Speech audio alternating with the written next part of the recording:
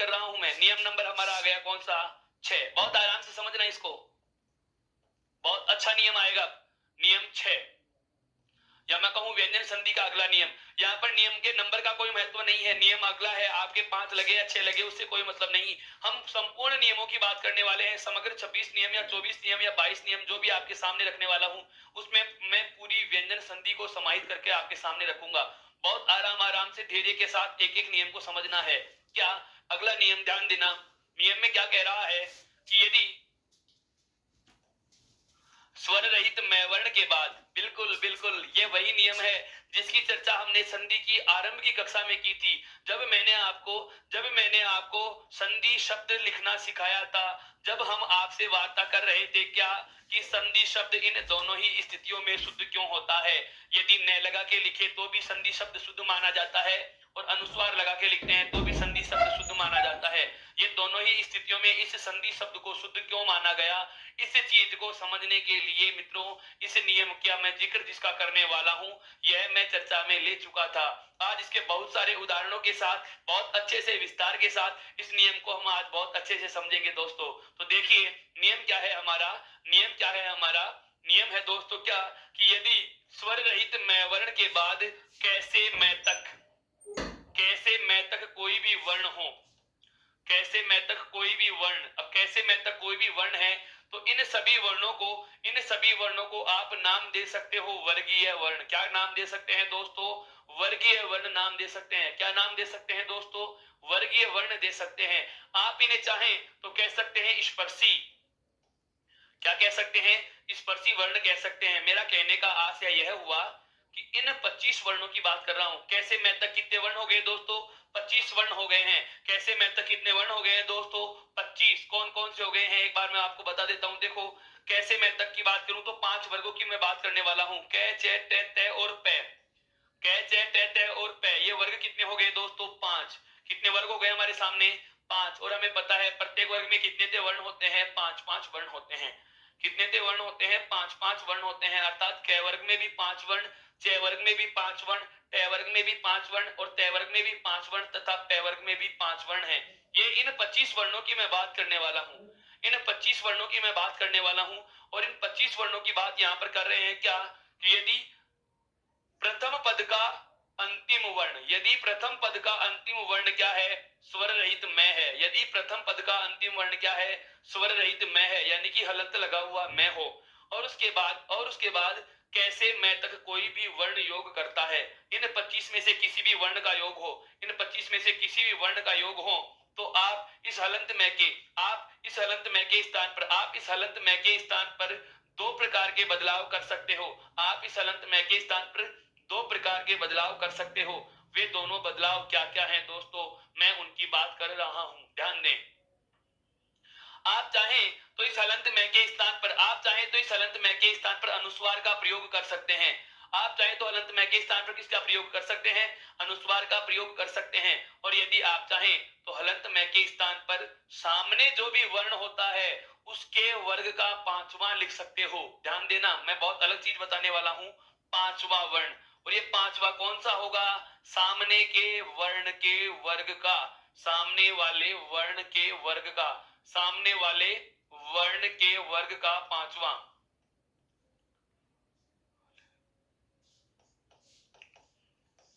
यह 5वां वर्ण कौन सा होता है? सामने वाले वर्ण के वर्ग का 5वां होता है। मैं एक बार आपको इस चीज से पुनः जोड़ रहा हूं, ध्यान से समझना, बहुत बहुत आराम से समझो मित्रों इसको। बहुत अलग चीज है ये, बहुत गजब का कांसेप्ट है, बहुत गजब का कांसेप्ट है। यहाँ से हमें बहुत उदाहरण मिलते हैं। शब्द शुद्धि में भी यहाँ से प्रश्न पूछा जाता है। शब्द शुद्धि में यहाँ पर बहुत सारे उदाहरण लिखने वाला हूं मैं, अभी आपके सामने आएंगे जिनका आप प्रयोग शब्द शुद्धि के उदाहरणों के रूप में भी पढ़ते आए हो। मेरा नियम क्या है वो सुनिए कि यदि पहले पद का अंतिम वर्ण स्वर रहित मैं हो, पहले पद का जो अंतिम वर्ण आएगा वह हलंत लगा हुआ मैं होगा। पहले पद का जो अंतिम वर्ण होगा वह हलंत लगा हुआ मैं होगा। और इसके बाद जो दूसरे पद का जो पहला वर्ण आएगा, दूसरे पद का जो पहला वर्ण आएगा वह कैसे लेकर के मैं तक, अर्थात इन 25 वर्णों में से कोई एक होगा। ठीक है। अब बात क्या आती है कि जब हमें ऐसी स्थिति मिल जाए कि प्रथम पद के अंतिम वर्ण के रूप में स्वर रहित मैं हो और उसके बाद कैसे मैं तक का कोई भी वर्ण योग करें, तो इस हलंत मैं के स्थान पर हम दो प्रकार के बदलाव कर सकते हैं। कितने प्रकार के बदलाव कर सकते हैं दोस्तों? 2 प्रकार के बदलाव कर सकते हैं। और वो दोनों प्रकार के बदलाव क्या हैं? या तो हम अनुस्वार का प्रयोग कर लेंगे, अर्थात इस हलंत में के स्थान पर क्या लगा दिया जाएगा मित्रों? अनुस्वार लगा दिया जाएगा। क्या लगा दिया जाएगा? अनुस्वार लगा दिया जाएगा। और यदि हम अनुस्वार नहीं लगाना चाहें, तो यहाँ पर जो सामने वाला वर्ण है, ये जो सामने वाला वर्ण है, इस सामने वाले वर्ण के वर्ग का 5वां वर्ण, सामने जो 25 वर्ण होते हैं, उन 25 में से जो भी कोई वर्ण होगा वह किसी न किसी वर्ग का होगा। और यहाँ पर उन 25 वर्णों में से जो जिस वर्ग का है, उसी वर्ग का कौन सा वर्ण ले लिया जाएगा?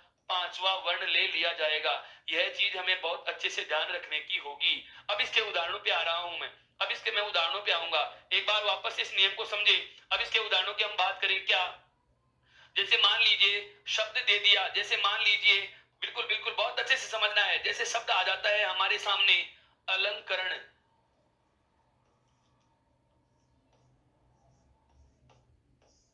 शब्द आ गया हमारे सामने, कौन सा? अलंकरण।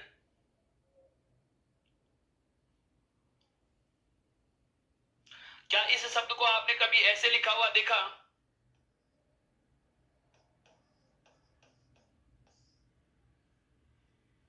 नहीं देखा। एक शब्द और आता है दोस्तों, क्या? अलंकार।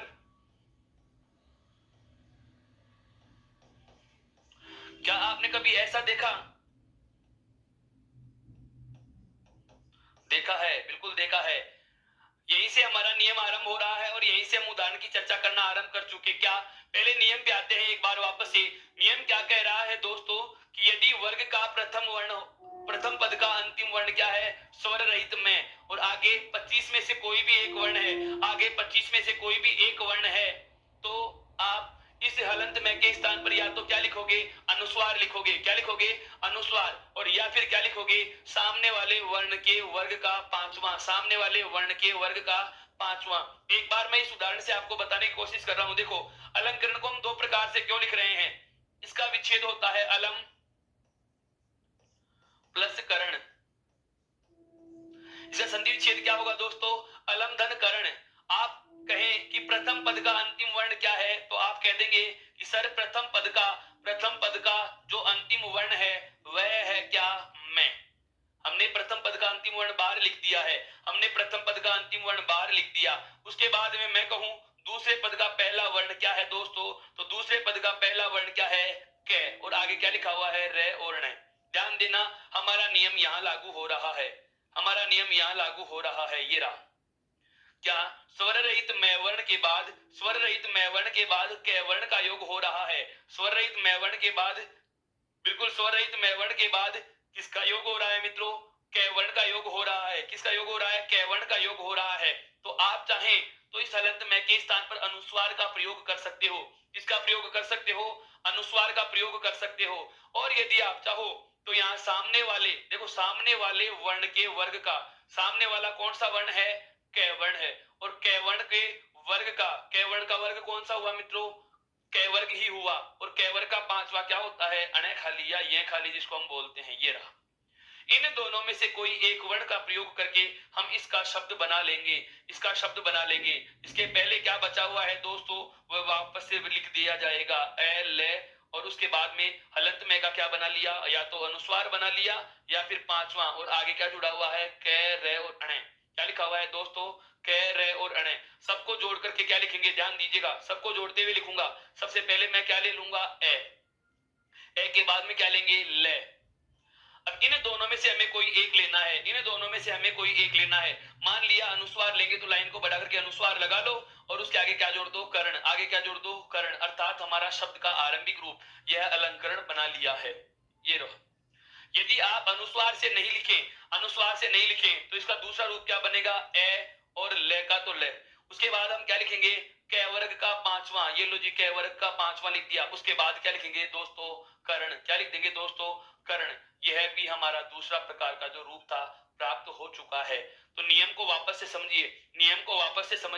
नियम हमारा क्या कह रहा है दोस्तों? नियम हमारा क्या कह रहा है कि यदि प्रथम पद के अंतिम रूप वर्ण के रूप में स्वर रहित मैं हो और उसके बाद कैसे मैं तक सॉरी, उसके बाद कैसे मैतक के, उसके बाद कैसे मैतक के, कैसे मैतक के आपको कोई भी 25 में से स्पर्शी जिसको हम कह सकते हैं, या आप चाहो तो क्या कह सकते हो, वर्गीय वर्ण का योग हो, इसका योग हो, वर्गीय वर्णों का योग हो, तो हलंत में के स्थान पर या तो अनुस्वार बना दिया जाएगा या फिर सामने के वर्ण के वर्ग का कौन सा पांचवा, यहाँ पर कौन से वर्ण के वर्ग का पांचवा, सामने के वर्ण के वर्ग का पांचवा, सामने के वर्ण के वर्ग का पांचवा, सामने के वर्ण के वर्ग का पांचवा लिख दिया जाता है। जैसे अभी अभी एक उदाहरण की बात मैं करने वाला हूं, जैसे शब्द आ जाए आपके सामने संबंध, शब्द क्या आ गया दोस्तों, संबंध, या फिर इस शब्द को आप ऐसे भी लिख सकते हो संबंध।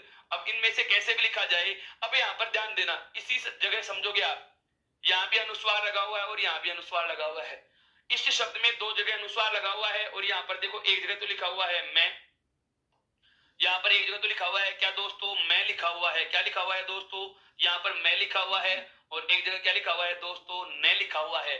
आप जरा मुझे बताएं कि इसमें मैं और ने क्यों आए, जबकि अनुस्वार का मतलब या तो मैं ही होना चाहिए था या फिर ने ही होना चाहिए था। दोस्तों यह बात ही तो समझने की है। एक बार तो अनुस्वार का मतलब मैंने मैं लिखा है और एक बार अनुस्वार का मतलब ने लिखा है, ये क्यों लिखा है इस शब्द में, इसका कारण यदि जान लिया तो नियम पूरा समझ में आ जाएगा। बस इस नियम को समझाने का उद्देश्य यही था। देखो कैसे समझेंगे, थोड़ा इसका मैं एक शॉर्ट प्रारूप बता रहा हूं आपको। जहां कहीं भी आपको ये अनुस्वार लगा हुआ मिले, जहां कहीं भी आपको ये अनुस्वार लगा हुआ मिले, उसके ठीक बाद वाला पद देखो, उसके ठीक बाद वाला वर्ण देखो आप कौन सा है। जैसे यहाँ पर जो ये अनुस्वार है, इसके ठीक बाद का कौन सा वर्ण है, पे, कौन सा वर्ण है, पे, कौन से वर्ग में आता है, पे वर्ग में आता है। तो दोस्तों इस अनुस्वार के ठीक बाद जो वर्ण मिलता है, जिस वर्ग का होता है अनुस्वार का मतलब उसी वर्ग का पांचवा होगा। बहुत अच्छे से समझना। अरे नियम बात की बात है, नियम को छोड़ो, एक बार नियम को भूल जाओ, नियम क्या है वो बात समझा दूंगा, नियम को छोड़ दीजिएगा, पहले शब्द को समझो कि आप शब्द कैसे लिख सकते हो। इस बिंदु का मतलब आपको ध्यान रखना है, जो ये अनुस्वार होता है यह प्रत्येक वर्ग के पांचवे का रूप लेता है, प्रत्येक वर्ग का पांचवा रूप लेता है, अर्थात इस अनुस्वार का मतलब ही होती है यह खाली, इस अनुस्वार का मतलब ही होती है ए खाली, इस अनुस्वार का मतलब ही होता है अणे, और इस अनुस्वार का मतलब ही होता है क्या, ने, और इस अनुस्वार का मतलब ही होता है मैं। अभी वर्ण तो जबकि है एक चिन्ह, और जबकि रूप कितनों के ले रहा है, ये 5 के ले रहा है। अब कब कौन सा रूप में बदल जाएगा इसका पता हमें लगाना हो तो हमें ये नियम याद न रहे तो एक लॉजिक समझा देता हूं, उस लॉजिक के जरिए भी आप आंसर तक पहुंच सकते हो कि कब तो ये अनुस्वार क वर्ग का पांचवा बनेगा, कब अनुस्वार च वर्ग का पांचवा बनेगा, कब अनुस्वार ट वर्ग का पांचवा बनेगा, कब त वर्ग का पांचवा बनेगा, और कब प वर्ग का पांचवा बनेगा। ध्यान दे लेना कैसे, कि जहां भी शब्द में आपको अनुस्वार लगा हुआ मिले, जहां भी शब्द में आपको अनुस्वार लगा हुआ मिले, उसके ठीक बाद वाला वर्ण आपको देखना है। जैसे यहाँ पर अनुस्वार के ठीक बाद में दोस्तों आ रहा है प वर्ण, और ये प कौन से वर्ग में आता है, प वर्ग में, अर्थात अनुस्वार का मतलब हो गया प वर्ग का पांचवा। यहाँ पर लिखा हुआ है ध वर्ण, और ध कौन से में आता है दोस्तों, त वर्ग में आता है, और त वर्ग का पांचवा क्या होता है मित्रों, ने, अर्थात अनुस्वार का मतलब यहाँ पर क्या लिखा हुआ है, ने लिखा हुआ है, क्या लिखा हुआ है, ने लिखा हुआ है। अभी हम जो 2-3 उदाहरण चर्चा में ले चुके हैं, अभी हम जो 2-3 उदाहरण चर्चा में ले चुके हैं, मैं उनकी बात भी आपके सामने कर रहा हूं। देखो कैसे, जैसे अभी मैंने कहा, जैसे आपके सामने शब्द आ गया क्या, संपर्क, बिल्कुल इस संपर्क को आप ऐसे भी लिख सकते हो, लिख सकते हैं या नहीं, बिल्कुल लिख सकते हैं, बिल्कुल लिख सकते हैं। संपर्क को आप ऐसे भी लिख सकते हो। और उदाहरणों की बात करूं, जैसे शब्द आता है परंपरा, जैसे शब्द आता है परंपरा, जैसे शब्द आता है अलंकृति, शब्द क्या आता है दोस्तों, अलंकृति, बिल्कुल इसका संधि विच्छेद क्या होगा, संपर्क का सम प्लस पर्क, सम प्लस पर्क, इसका संधि विच्छेद क्या होगा, परम प्लस परा, परम प्लस परा, और इसका क्या होगा, अलम प्लस कृति, अलम प्लस कृति, अलम प्लस कृति। बहुत अच्छे से समझना है इनको। हाँ जैसे आ जाए दंभ, बिल्कुल जैसे शब्द आता है खंड, इन सभी में हम देख पा रहे हैं क्या, कि जहां कहीं भी अनुस्वार लगा हुआ हो या पांचवा लिखा हुआ हो, जहां कहीं भी अनुस्वार लिखा हुआ हो या वर्ग का पांचवा लिखा हुआ हो, विच्छेद करते समय सभी को किसमें बदल देना है, में बदल देना है। और जब आप इसका वापस से रूप बनाओ तो किसमें बदल जाएगा, या तो अनुस्वार में या फिर कौन से में, पांचवे में। जैसे अलंग कृति का क्या हो जाएगा, अलंग प्लस कृति। अगर आप इसे और तोड़े तो क्या लिखोगे, अल और उसके बाद में क्या आएगा, स्वर रहित में। क्या आ जाएगा दोस्तों, स्वर रहित में। और उसके बाद में क्या है, क्री, और उसके बाद में क्या लिखा हुआ है, ती। अब ध्यान देना, हलंत में के बाद कैवर्ण मिल रहा है, हलंत में के बाद कैवर्ण आ गया तो हलंत में के स्थान पर हम क्या लिख लेंगे, अनुस्वार, या फिर क्या लिखेंगे, पांचवा। सामने वाला कौन सा, कैवर्ण का पांचवा क्या होता है, ये खाली शब्द क्या बचा हुआ है, अल, और उसके बाद में पांचवा या अनुस्वार, और उसके बाद में क्या जोड़ना है, कृति जोड़ना है। देखो इसका रूप बनेगा ए का तो ए, ले, और उसके बाद में अनुस्वार लिख दिया, और आगे क्या लिख दिया मैंने, कृति। क्या लिख दिया दोस्तों, कृति। ये वाला शब्द हो गया। यदि हम इसे दूसरे रूप में लिखना चाहें, अर्थात पांचवा प्रयुक्त करके लिखें, तो अलंकृति कैसे लिखा जाएगा, ए और ले, उसके बाद में वर्ग का पांचवा लिख दीजिएगा, और उसके बाद में क्या लिख दिया, कृति। अर्थात शब्द क्या बन गया, अलंकृति। आप इसको इस प्रकार से भी लिख सकते हो, यह भी शब्द आपका शुद्ध माना जाएगा। बिल्कुल बिल्कुल, यह भी आपका शब्द शुद्ध माना जाएगा। तो दोस्तों हमारा जो नियम नंबर 6 आरंभ किया है वह क्या है कि यदि प्रथम पद के अंतिम वर्ण के रूप में स्वर रहित मैं हो, यदि प्रथम पद के अंतिम वर्ण के रूप में हमें क्या मिल जाए, स्वर रहित, बिल्कुल स्वर रहित मैं वर्ण मिल जाए, और उसका योग कैसे लेकर के किसी भी मैं वर्ण तक का, अर्थात 25 की मैं बात कर चुका हूं। कुल व्यंजन होते हैं हमारे दोस्तों कितने, 33। कुल व्यंजनों की संख्या कितनी है, 33। उन 33 में से 25 की मैं बात कर रहा हूं। इन 25 में से कोई भी वर्ण यदि आपको मिल जाता है तो आपको क्या करना है, हलंत में के स्थान पर या तो अनुस्वार लगा देना है। अगर आप अनुस्वार नहीं लगाओ तो सामने वाले वर्ण के वर्ग का पांचवा लिख दिया जाएगा। आप इसका स्क्रीनशॉट ले सकते हैं बहुत अच्छे से, एक इसका भी स्क्रीनशॉट ले सकते हैं।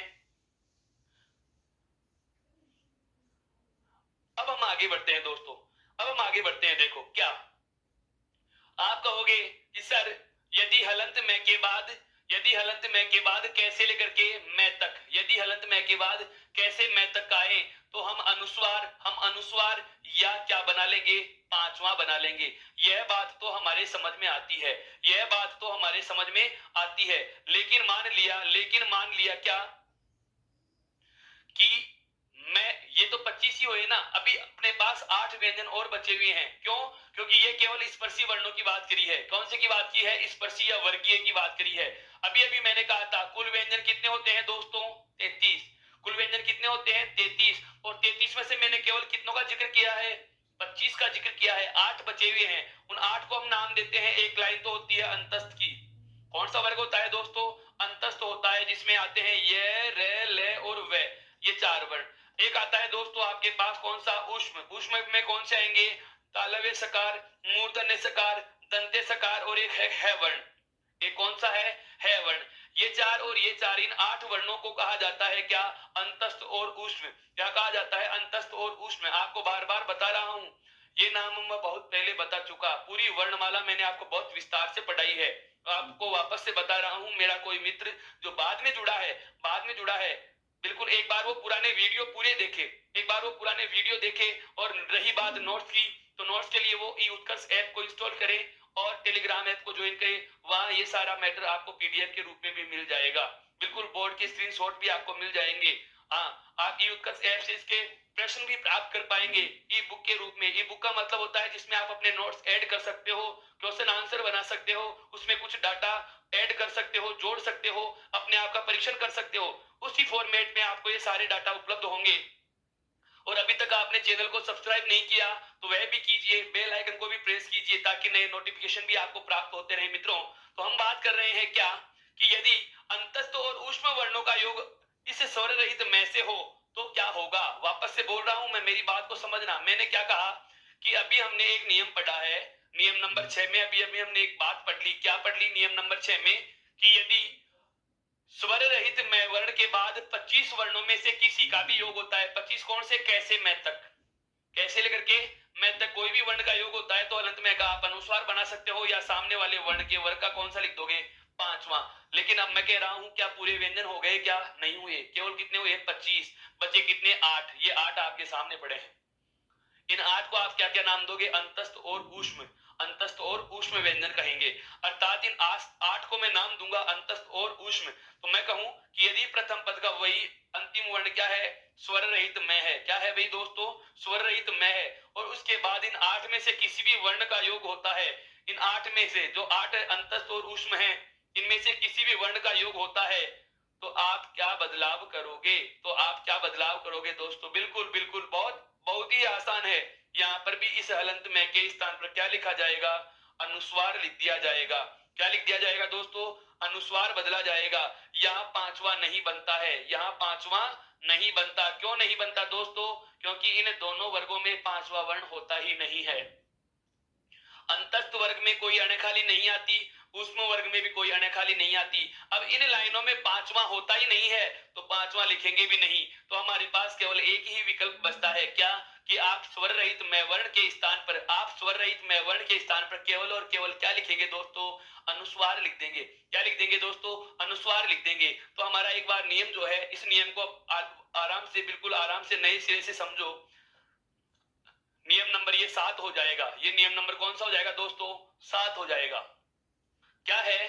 कि यदि स्वर रहित में वर्ण के बाद, यदि स्वर रहित में वर्ण के बाद, यदि स्वर रहित में वर्ण के बाद अंतस्थ या ऊष्म का योग हो। अब अंतस्थ क्या होता है, ऊष्म क्या होता है, ये मैंने आपको बता दिया है। अंतस्थ या ऊष्म का योग हो, अंतस्थ या ऊष्म का योग हो, तो इस स्वर रहित में वर्ण के स्थान पर क्या बनेगा दोस्तों? अनुस्वार आदेश हो जाता है। क्या आदेश हो जाता है? अनुस्वार आदेश हो जाता है। मैं वापस से बोल रहा हूं, नियम को ध्यान से सुनना। कि यदि स्वर रहित में वर्ण के बाद, यदि स्वर रहित में वर्ण के बाद अंतस्थ या ऊष्म, अंतस्थ कौन से हैं और ऊष्म कौन से हैं, बिल्कुल लिख देता हूं। ये लो, वापस से लिख दिया। ये रे ले और वे, ये रे ले और वे, और तीनों के तीनों से, और आपका कौन सा है वर्ण, तीनों के तीनों से, जिसको कहा जाता है क्रमशः तालव्य, मूर्धन्य, और ये है आपका दंत्य, और ये आपका कौन सा आ गया? है वर्ण। इन 8 वर्णों की मैं बात कर रहा हूं। प्रारंभ के चारों को अंतस्थ कहा जाता है, अंतिम चारों को ऊष्म कहा जाता है। नियम क्या है मेरा? कि यदि स्वर रहित में वर्ण के बाद अंतस्थ या ऊष्म वर्ण का योग हो, तो स्वर रहित में वर्ण के स्थान पर अनुस्वार आदेश हो जाएगा। यहाँ पांचवा नहीं बनाना है। पांचवा क्यों नहीं बनाना दोस्तों? क्योंकि इनमें कोई पांचवा वर्ण होता ही नहीं है। तो हमारे पास केवल एक ही विकल्प बचा हुआ है, क्या? यहाँ केवल और केवल अनुस्वार आदेश होगा। अब आती है उदाहरण की बात। जैसे मैं शब्द लिख रहा हूं, शब्द है मेरे पास संरचना, शब्द है मेरे पास दोस्तों क्या? संरचना। शब्द क्या है मेरे पास? संरचना। इसका संधि विच्छेद क्या होगा? अब मुझे पता है कि ये अनुस्वार किसका बनता है? स्वर रहित में का। तो विच्छेद करते समय वापस से किसको बदल दूंगा? अनुस्वार को। किस में बदल दूंगा? स्वर रहित में। तो मैं क्या लिखूंगा? समयोग रचना, सम प्लस रचना। अब आगे लिखे, हम बात करें क्या? प्रथम पद का अंतिम वर्ण क्या है? तो प्रथम पद का देखो अंतिम वर्ण क्या है? से योग हलंत में। दूसरे पद का हलंत प्रथम वर्ण क्या है? रे, और उसके बाद में क्या लिखा हुआ है? चे, और चे के लास्ट में क्या लिखा हुआ है? ना। हमारा नियम जो था, हमारा नियम जो था मित्रों, वह क्या कह रहा था? कि यदि स्वर रहित में वर्ण के बाद अंतस्थ या ऊष्म का योग हो, ध्यान दो, स्वर रहित में वर्ण के बाद रे वर्ण मिल रहा है हमें, तो अंतस्थ या ऊष्म में से कोई एक वर्ण आ चुका है। अंतस्थ या ऊष्म में से कोई एक वर्ण आ चुका है, अंतस्थ या ऊष्म में से कोई एक वर्ण हमें मिल चुका है। तो हलंत में के स्थान पर क्या बना लेंगे दोस्तों? अनुस्वार बना देंगे। क्या बना देंगे? अनुस्वार बना देंगे। शेष लाइन वैसे की वैसे लिख दी जाएगी। से अनुस्वार, उसके बाद में क्या है? रचना। क्या है? से और हलंत में का बना लिया अनुस्वार, और शेष लिखा हुआ शब्द हमें हूबहू लिख दिया। अब आगे क्या आता है देखो, से फिर लगा दिया अनुस्वार, और रचना का रचना, अर्थात संरचना से वापस क्या बना लिया? संरचना बना लिया। क्या बना लिया दोस्तों? संरचना बना लिया। इस प्रकार से हमारा यह नियम स्पष्ट होता है, क्या? कि यदि स्वर रहित में के बाद अंतस्थ या ऊष्म वर्णों का योग हो, तो हलंत में के स्थान पर अनुस्वार आदेश हो जाता है। दोस्तों और उदाहरणों की बात कर रहा हूं। देखिए, जैसे इस नियम के और उदाहरण लें। शब्द आ जाए जैसे संयम, विच्छेद क्या होगा? समयोग यम। क्या होगा? समयोग यम। विच्छेद क्या हो जाएगा दोस्तों? समयोग यम। बिल्कुल, शब्द आता है संयोग, शब्द क्या आ जाए जैसे संयोग, विच्छेद क्या हो जाएगा? समधन योग। शब्द आता है बिल्कुल बिल्कुल संलाप, शब्द आता है संविधान। शब्द क्या आता है दोस्तों? संविधान। शब्द आ जाए आपके सामने संशय, समयोग सय, संविधान का क्या होगा, सम प्लस विधान, क्या होगा दोस्तों, समधन विधान होगा। संविधान का संधि विच्छेद क्या होगा, समधन विधान होगा। जैसे और शब्द लिखूं मैं, सम प्लस रक्षण बराबर संरक्षण। बिल्कुल, और शब्दों की बात करें, जैसे शब्द आ जाए आपके लिए संरक्षक, समधन रक्षक बराबर क्या होता है दोस्तों, संरक्षक होता है। क्या होता है, संरक्षक होता है। बहुत अच्छे अच्छे शब्द हैं आपके सामने। एक बहुत अलग शब्द लिख रहा हूं, ध्यान से समझना इसको, स्वयंवर। स्वयंवर, इसका संधि विच्छेद होता है दोस्तों, इसका संधि विच्छेद इसी के बराबर में लिख देता हूं, ध्यान दे लेना जरा स्पष्ट से। इसका संधि विच्छेद होता है क्या, स्वयं, स्वयं धन वर। स्वयंवर का संधि विच्छेद क्या होगा दोस्तों, स्वयं प्लस वर। यह शब्द ध्यान रखना जरा। इस प्रकार के शब्द आपके सामने आ सकते हैं। अर्थात मेरा कहने का आशय यह है, बिल्कुल बिल्कुल मेरे कहने का बिल्कुल मेरे कहने का आशय यह है दोस्तों, क्या कि यदि स्वर रहित मैवर्ण के बाद, यदि स्वर रहित मैवर्ण के बाद किसी अंतस्थ या उष्म वर्ण का योग होता है, तो हम केवल और केवल स्वर रहित मैवर्ण के स्थान पर अनुस्वार आदेश करेंगे। इनमें कोई पांचवा वर्ण आदेश नहीं होता। क्यों नहीं होता, क्योंकि पांचवा बनता ही नहीं है, पांचवा होता ही नहीं है। जबकि इसके ठीक पहले वाले में हम बात करते हैं क्या, कि जब स्वर रहित मैवर्ण के बाद कैसे मैं तक के जो स्पर्शी 25 वर्ण थे, इनमें से किसी का भी योग हो, तो आप यहाँ पर दो प्रकार के बदलाव करने की स्वतंत्रता रख रहे हो। एक बदलाव तो क्या, आपने अनुस्वार बनाया, दूसरा बदलाव आपने क्या कर लिया, पांचवा बना सकते हैं। लेकिन यदि अंतस्थ और ऊष्म की बात की जाए तो इनमें कोई पांचवा होता नहीं, इसलिए केवल और केवल क्या बनाएंगे दोस्तों, अनुस्वार बनाएंगे। यह वाली बात आती है। बहुत अच्छे से क्लियर हुआ। इसका एक बार स्क्रीनशॉट ले लीजिए ताकि हम आगे बढ़ सकें। आगे देखो दोस्तों, आगे देखो, मैं कुछ एक शब्दों की चर्चा आपसे और करना चाहता हूं। बिल्कुल, मैंने आपको कहा भी था क्या, कि स्वर संधि के अपवाद जब हम पढ़े थे उस समय मैंने आपको एक बात कही थी कि व्यंजन और विसर्ग संधि के कोई प्रकार नहीं होते, इसलिए उनके नियमों के साथ ही उनके अपवाद पढ़ाए जाएंगे आपको। बिल्कुल, तो अब मैं कुछ एक अपवाद के शब्द लिख रहा हूं आपके सामने, समझना उनको, वो अपवाद क्यों है, पहले वजह समझेंगे, उसके बाद में हमारे समझ में आएगा कि इनको मैं अपवाद क्यों कह रहा हूं। देखिए, एक शब्द आता है मित्रों,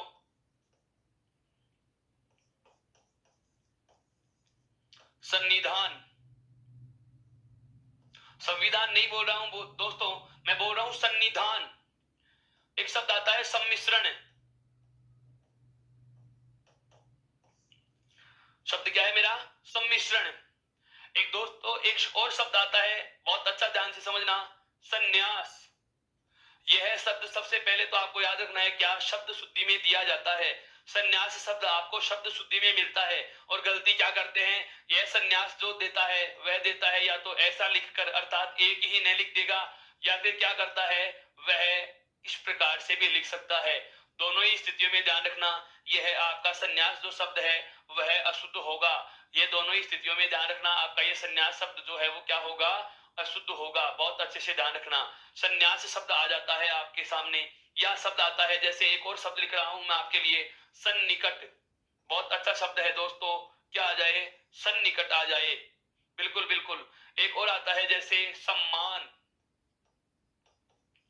ये पांचों जो शब्द हैं ये आपके नियम नंबर 6 के अपवाद कहे जा सकते हैं। नियम नंबर 6 के अपवाद कहे जा सकते हैं। और वो अपवाद क्यों है मित्रों, ये चीज भी अब सुनो, ये चीज बहुत बारीकी से समझना। जो ये सन्निधान शब्द है इसका संधि विच्छेद होता है दोस्तों, सन्निधान शब्द का संधि विच्छेद होता है समधन निदान। समधन निदान।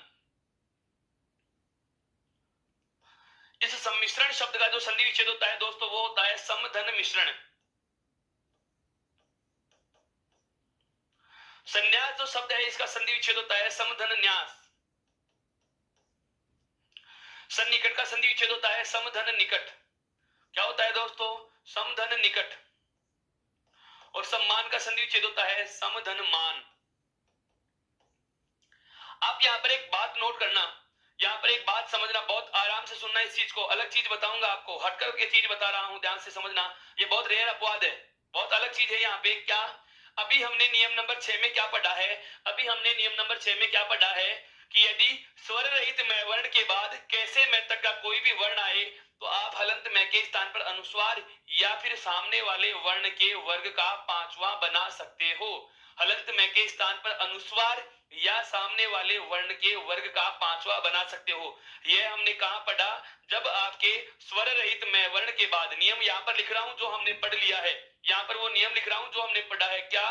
कि स्वर रहित मैं वर्ण के बाद कैसे मैं तक का कोई भी वर्ण आए, स्वर रहित मैं वर्ण के बाद कैसे लेकर के मैं तक का कोई भी वर्ण आए तो हम अनुस्वार लगा सकते हैं, हम अनुस्वार लगा सकते हैं या पर पांचवा लिख सकते हैं। ये दो प्रकार के बदलाव कर सकते हैं। तो आप मुझे जरा बताना दोस्तों, यहाँ पर हलंत मैं के बाद देखो योग किसका हो रहा है? नए वर्ण का।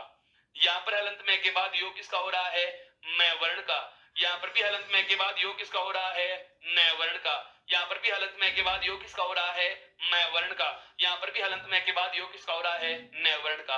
तो यहाँ पर हलंत मैं के बाद ध्यान देना, हलंत मैं के बाद या तो जुड़ रहा है नए और या फिर जुड़ रहा है क्या? मैं।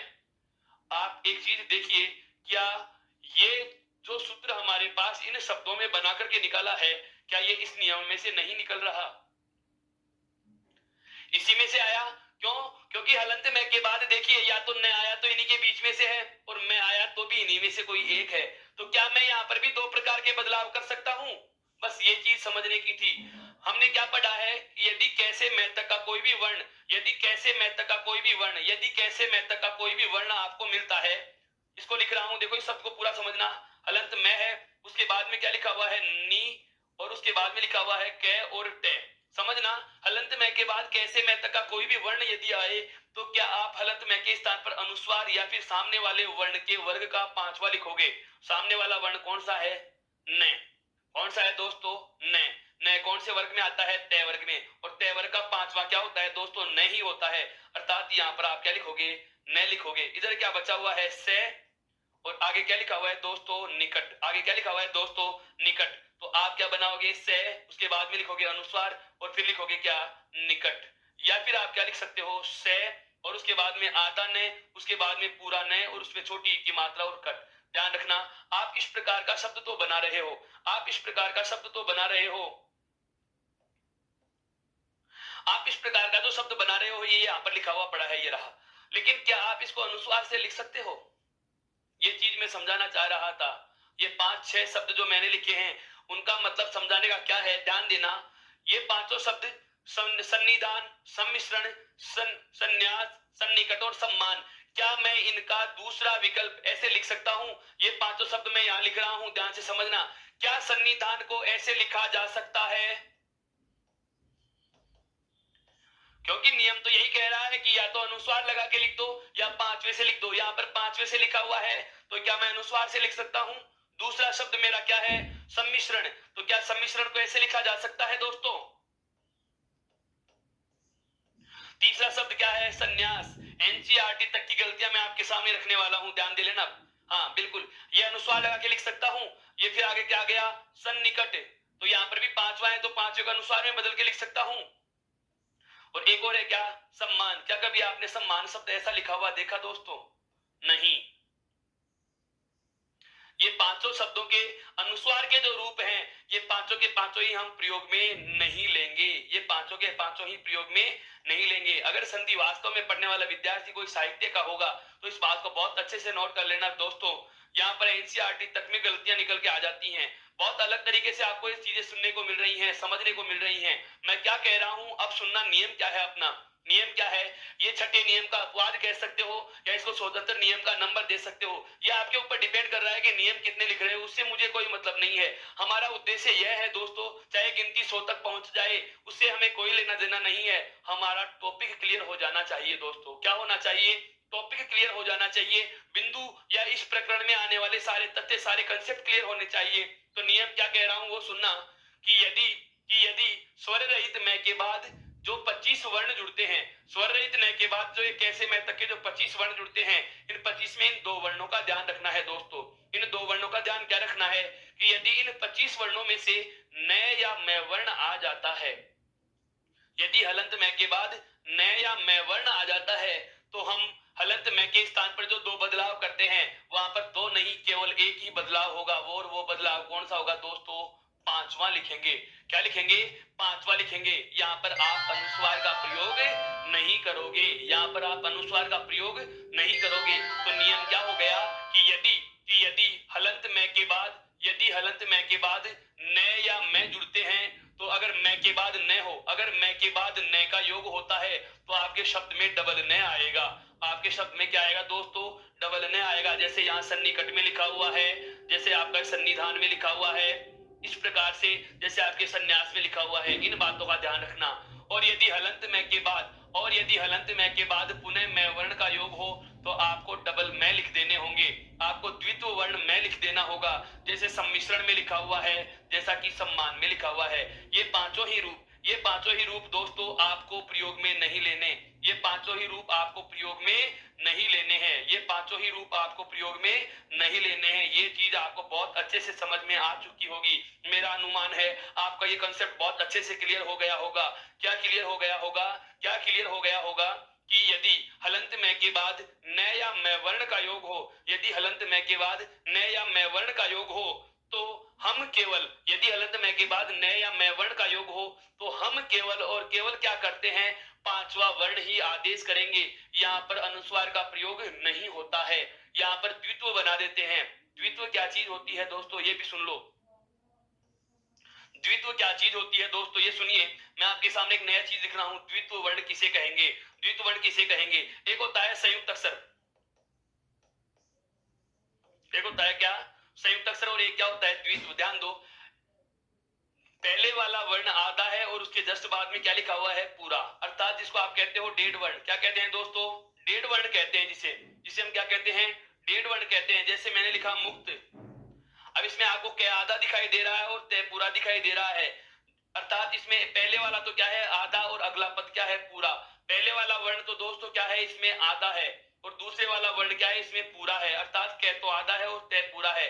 ऐसी वाली स्थिति को तो कहा जाता है क्या? संयुक्त अक्षर। क्या कहा जाता है दोस्तों? संयुक्त अक्षर कहा जाता है। लेकिन जब आपको पहले वाला तो आधा मिले और दूसरा पूरा मिले, लेकिन एक अंतर आ जाए, क्या? ये दोनों वर्ण एक ही हो, ये दोनों वर्ण क्या हो? समान हो। जैसे हम लिखते हैं मक्का, अर्थात कै वर्ण के बाद पुनः किसका प्रयोग किया गया है? कै वर्ण का प्रयोग किया गया है। किसका प्रयोग किया गया है? कै वर्ण का प्रयोग किया गया है। जैसे कि आपने सुना होगा वित्त, अर्थात धन के पर्याय में लिखते हैं वित्त। यहाँ पर आधा तय है और उसके बाद में पूरा तय है। ऐसे वर्ण जहाँ पर समान वर्णों की आवर्ती होती है, पहले वाला वर्ण स्वर रहित और उसके ठीक बाद वाला वर्ण स्वर सहित, और दोनों वर्ण एक ही हो, दोनों वर्ण समान हो, तो उन्हें कहा जाता है द्वित्व। क्या कहा जाता है दोस्तों? द्वित्व कहा जाता है। जैसे यहाँ पर दो बार न आ गया तो ये न वर्ण का द्वित्व रूप है। यहाँ पर दो बार मैं वर्ण आ गया, ये मैं वर्ण का द्वित्व रूप है। क्या है दोस्तों? द्वित्व रूप है। और यदि ये दोनों वर्ण अलग अलग होते, ये दोनों वर्ण अलग अलग होते तो इसे कहा जाता क्या? संयुक्त अक्षर कहा जाता। क्या कहा जाता दोस्तों? संयुक्त अक्षर कहा जाता। मेरे हिसाब से आपकी बात समझ में आ रही होंगी। बिल्कुल, ये वर्णमाला की शब्दावलियां हैं जिनका हमें पता रखना होगा। बिल्कुल बिल्कुल, बहुत अच्छे से समझो इसको, केयरफुली सुनिए। क्या? कि यदि दोनों वर्ण समान हो, दोनों वर्ण समान हो जिनमें पहला स्वर रहित होता है और बाद वाला स्वर सहित होता है, तो ऐसे स्वर, बिल्कुल ऐसी ध्वनियों का जो समूह है लिखित रूप में हमें मिलता है, तो वो होता है द्वित्व। क्या होता है दोस्तों? द्वित्व। और यदि पहले वाला आधा अलग वर्ण है और दूसरा जो पूरा है वह अलग वर्ण है, तो ऐसे वाले रूप को कहा जाता है क्या दोस्तों? संयुक्त अक्षर। क्या कहा जाता है दोस्तों? संयुक्त अक्षर। तो ये वाली बात पूरी समझ में आ चुकी। आज हमने जो पूरा पढ़ा, अब तक हम जो पूरा पढ़े थे, मैं एक बार उसकी बात वापस से पूरी दोहरान कर रहा हूं, बहुत आराम से सुनना। आज हम आरंभ कर रहे हैं कौन सी संधि को? व्यंजन संधि को। व्यंजन संधि कहा किसे जाता है दोस्तों? स्वर के बाद व्यंजन, कि स्वर के बाद व्यंजन, व्यंजन के बाद स्वर, या व्यंजन के बाद व्यंजन के योग से कोई बदलाव होता है।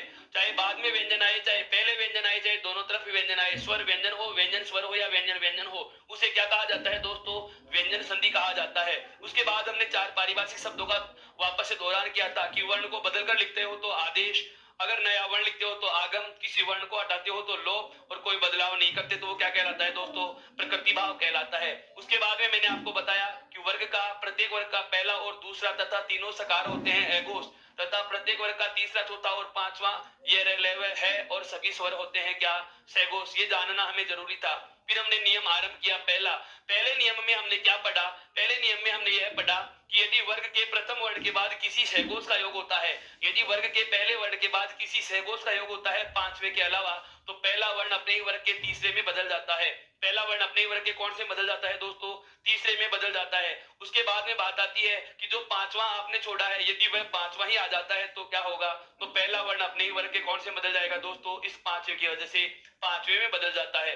फिर तीसरे और चौथे नियम की हमने जो बात की है लगातार, तीसरे और चौथे नियम में हमने क्या देखा कि यदि यदि प्रथम वर्ण के बाद है वर्ण का योग हो, प्रथम वर्ण के बाद है वर्ण का योग हो, तो पहला वर्ण तो अपने ही वर्ग के तीसरे में बदलेगा, ये तो पहला नियम था ही, लेकिन है वर्ण के स्थान पर उसी वर्ग का कौन सा वर्ण आदेश हो जाता है दोस्तों? चौथा हो जाता है। उसके बाद एक नियम हमने और पढ़ा क्या कि यदि वर्ग के चौथे वर्ण के बाद तीसरे या चौथे वर्ण का योग हो, तो पहले चतुर्थ के स्थान पर उसी वर्ग का कौन सा वर्ण आदेश होगा दोस्तों? तीसरा वर्ण आदेश हो जाता है। उसके बाद हमने एक मूर्धन्य स्वर री का नियम जाना है क्या कि यदि तय वर्ग के तीसरे वर्ण द से ठीक पहले मूर्धन्य स्वर री आ जाए तो द के स्थान पर कौन सा वर्ण आदेश होगा? णकार आदेश हो जाता है। उसके बाद हलंत में के नियम हम आरंभ कर चुके हैं, जिसमें पहला नियम हमने जाना क्या कि यदि हलंत में के बाद या स्वर रहित में वर्ण के बाद किसी भी स्पर्शी या वर्गीय वर्ण, जिसको हम 25 वर्णों की संख्या दे रहे हैं, कैसे में तक का कोई भी वर्ण योग करता है, तो आप दो प्रकार के बदलाव कर सकते हो। या तो हलंत में के स्थान पर हम अनुस्वार बना सकते हैं, या फिर सामने वाले वर्ण के वर्ग का कौन सा लिख सकते हैं?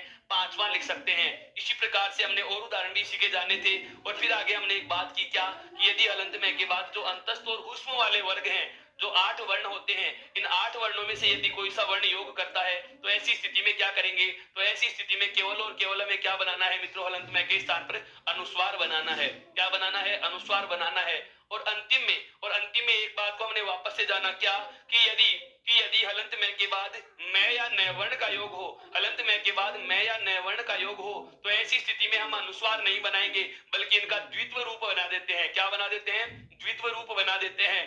द्वित्व क्या होता है और संयुक्त अक्षर क्या होता है, इन दोनों के संदर्भ में भी चर्चा हमने कर ली है। व्यंजन संधि जो होती है उसमें क्या होता है कि या तो स्वर के साथ किसका योग होगा? व्यंजन का योग होगा। किसका योग होगा दोस्तों? व्यंजन का योग होगा। या फिर व्यंजन के साथ योग किसका होगा? स्वर का। किसका योग होगा दोस्तों? स्वर का होगा। या फिर दोनों तरफ योग किसका होगा? व्यंजन ही व्यंजन का होगा। मेरा कहने का आशय यह है कि यदि प्रथम पद का अंतिम वर्ण और दूसरे पद का प्रथम वर्ण योग कर रहे हैं, ध्यान से समझना, यदि प्रथम पद का अंतिम वर्ण और दूसरे पद का प्रथम वर्ण योग कर रहे हैं, और यदि प्रथम पद के अंतिम वर्ण के रूप में आपको क्या मिले? स्वर, और दूसरे पद के प्रथम वर्ण के रूप में क्या मिले? व्यंजन, तो भी संधि कौन सी होगी? व्यंजन संधि। यदि मैं कहूं कि प्रथम पद के अंतिम वर्ण के रूप में क्या मिले? व्यंजन, और दूसरे पद के प्रथम वर्ण के रूप में क्या मिले? स्वर, तो वहां भी कौन सी होगी? व्यंजन संधि होगी। या फिर मैं कहूं कि प्रथम पद का अंतिम वर्ण भी क्या हो? व्यंजन हो, और दूसरे पद का पहला वर्ण भी क्या हो दोस्तों? व्यंजन हो, वहां भी संधि कौन सी होती है? व्यंजन संधि होती है। अर्थात इस पूरी बात को एक लाइन में कहें तो हम ये कह सकते हैं कि जब हम किसी शब्द का संधि विच्छेद करते हैं, तो जो योग के चिन्ह के दोनों तरफ के वर्ण होते हैं, जब हम किसी शब्द का संधि विच्छेद करते हैं, तो इस योग के चिन्ह के ठीक दोनों तरफ जो वर्ण होते हैं, वह चाहे स्वर हो और स्वर के साथ व्यंजन आए, चाहे व्यंजन हो और व्यंजन के साथ स्वर आए, और चाहे दोनों तरफ व्यंजन हो, चाहे बाद में व्यंजन आए, चाहे पहले व्यंजन आए, चाहे दोनों तरफ व्यंजन आए, यदि व्यंजन का योग होता है, यदि व्यंजन का योग होता है दोस्तों, तो वहां संधि कौन सी होती है? व्यंजन संधि। कौन सी होती है? व्यंजन संधि। अब इसके कुछ एक नियमों की हम बात कर चुके थे, और वो कौन कौन से नियम हैं जो हमने चर्चा में ले लिए हैं दोस्तों? देखो एक बार, कल सबसे पहला जो नियम था, पहले की क्लास में हमने जाना क्या कि सघोष वर्ण का, किसका? सघोष वर्ण का योग किया है वर्ग के प्रथम वर्ण के बाद। यदि वर्ग के प्रथम वर्ण के बाद सघोष का योग हो पांचवे के अलावा, तो पहले को अपन ने कौन से में बदला? तीसरे में। प्रथम वर्ण को कौन से वर्ण में बदला? तीसरे वर्ण में बदल दिया। उसके बाद दूसरा नियम लिया हमने क्या कि यदि पहले के बाद जो आपने यहाँ पांचवा छोड़ा है, यह पांचवा आ जाता है, तो पहला भी कौन से में बदल जाता है दोस्तों? पांचवे में बदल जाता है। यह नियम नंबर 1 था, यह नियम नंबर 2 था। फिर इस प्रथम नियम से ही हमने 2 नियम और निकाले थे। इस पहले नियम से 2 नियम और निकाले थे। क्या? पहला नियम आया था इसमें कि यदि वर्ग के प्रथम वर्ण के बाद है वर्ण का योग होता है, यदि वर्ग के प्रथम वर्ण के बाद है वर्ण का योग होता है, तो पहला वर्ण अपने ही वर्ग के तीसरे में बदल जाएगा। कौन से में बदल जाएगा दोस्तों? तीसरे में बदल जाएगा। और इस है वर्ण के स्थान पर इसी वर्ग का कौन सा वर्ण आ जाता है दोस्तों? चौथा वर्ण आ जाता है। यदि हम है के स्थान पर है भी लिखें तो हमारा शब्द शुद्ध माना जाएगा। इसके बाद इसी में एक दूसरा नियम हमने और जाना था, क्या? कि यदि वर्ग के चौथे वर्ण के बाद तीसरे या चौथे वर्ण का योग हो तो पहले वाले चौथे वर्ण के स्थान पर उसी वर्ग का कौन सा वर्ण आदेश हो जाता है? तीसरा। यह आपके नियम नंबर 3 में हमने पढ़ा है, यह नियम नंबर 4 में हमने पढ़ा है। और इसके बाद पांचवा जो नियम पढ़ा था वह था दोस्तों कि यदि दैवर्ण से ठीक पहले मूर्धन्य स्वर री आए, यदि दैवर्ण से पहले मूर्धन्य स्वर क्या आ जाए? री आ जाता है। यदि दैवर्ण से पहले मूर्धन्य स्वर क्या आ जाता है? री। बिल्कुल बिल्कुल दोस्तों, ये वो सारी बातें हैं जिनकी हमने पहले की कक्षा में चर्चा कर ली है।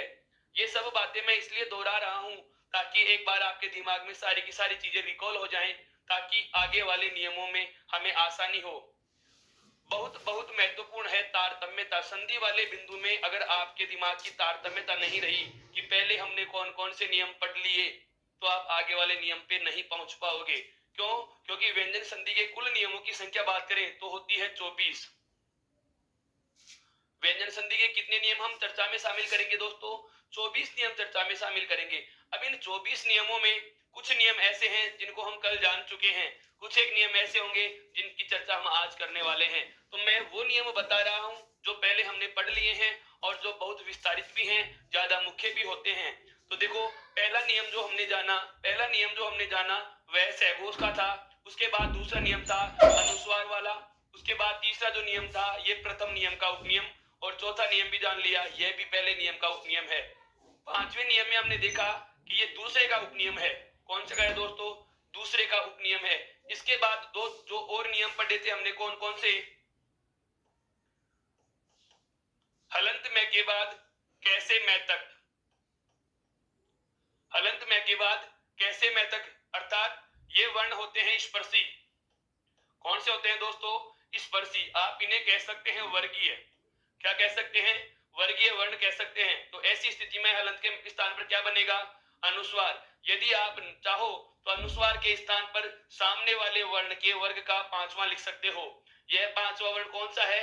इधर जो वर्ण होगा हलंत में के बाद जो जुड़ने वाला वर्ण होगा, जिस लाइन का होगा, हिंदी में जो कुल 5 वर्ग होते हैं, कौन कौन से होते हैं दोस्तों? क, च, त, त और प। बहुत अच्छे से समझो इसको, बहुत अलग चीज है ये।